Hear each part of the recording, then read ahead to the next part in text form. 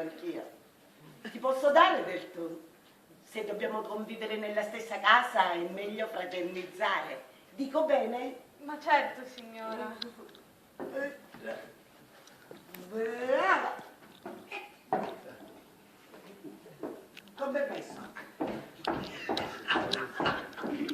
No. Quando si dice che l'amore è cieco.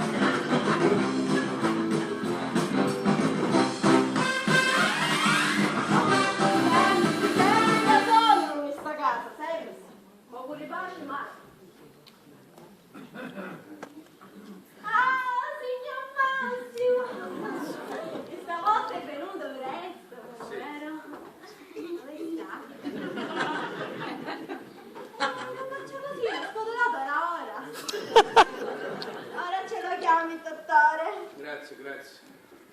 Senti Maria. Sì? Secondo te il signor Enrico è normale? È normale. E lei sembra che scherza. Erika, non stai scherzando? Ti dico, tu che lo vedi ogni giorno, te ne dovresti accorgere se sta bene. Che mi sta bene? Non ti pare un po' esaurito, vero? Esaurito? Ma che dice? Sì, che questa è un'impressione mia. E con la signora come va? Ah, con sua moglie? No, tutti io. Benissimo con sua moglie. Sono una coppia innamorata e affiatata. Signor Massimo, ma lei è forte. Vero? Tu quando me un piacere. Come? Niente, va di no. Non mi è messo. Prego.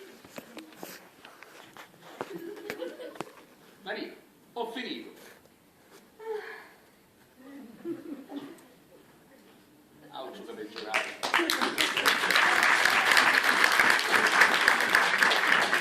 E stessa completa.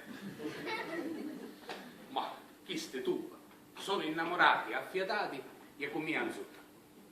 Donna inaffidabile, una gran cosa fiducia. Meglio perderla che trovarla. Mi stai cominciando a preoccupare.